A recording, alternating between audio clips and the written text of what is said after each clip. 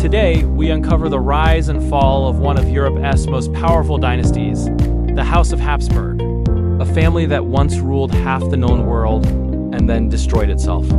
Their empire stretched from the mountains of Austria to the heart of Spain, from the rivers of Hungary to the colonies of the New World.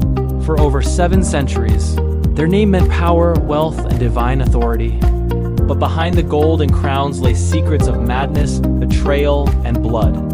It all began in the 13th century when a little-known count named Rudolf of Habsburg seized a moment of chaos.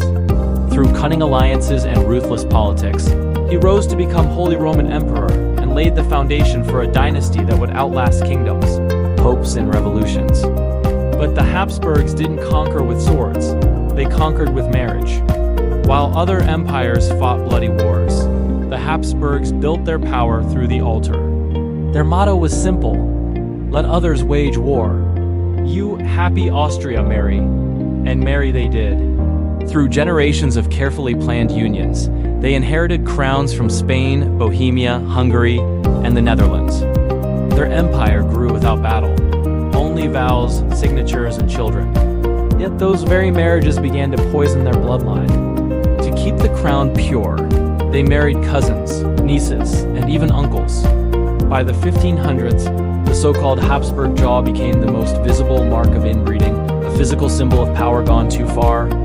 When Charles V rose to the throne, he ruled an empire where the sun never set. From the gold of the Americas to the castles of Vienna, everything bowed before the Habsburg name. But the weight of ruling so vast a realm broke him. Haunted by wars, rebellions, and family betrayals, Charles V abdicated, retreating to a monastery where he lived out his final years in silence. His abdication split the Habsburg Empire in two: Spain under his son Philip II, and Austria under his brother Ferdinand, the first 2 branches. 2 destinies, 1 family. Under Maria Theresa, the Austrian Habsburgs entered a golden age. She became the only female ruler of the dynasty, brilliant, calculating, and iron-willed. She reformed the army, centralized power, and turned Vienna into the beating heart of Europe. But even her brilliance could not escape tragedy. Her daughter, Marie Antoinette, would become Queen of France, and later, the most famous victim of the guillotine. As revolutions swept across Europe, the old world began to die. Empires crumbled, thrones trembled, but the Habsburgs refused to change. They clung to tradition, to divine right, and to an empire that no longer fit the modern age. Then came Franz Joseph I, the emperor who ruled for nearly 70 years, the face of stability in a world on fire. Yet behind his calm exterior was a life drenched in sorrow.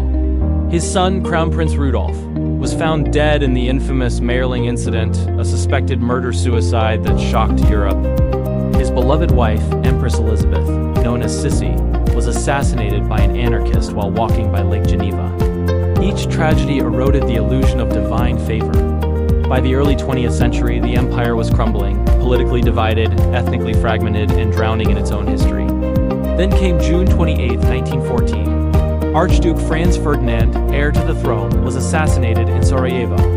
The bullet that killed him didn't just end his life, it ended an empire.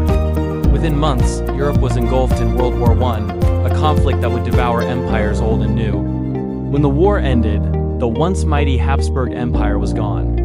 Austria, reduced to a small republic, banished its royal family.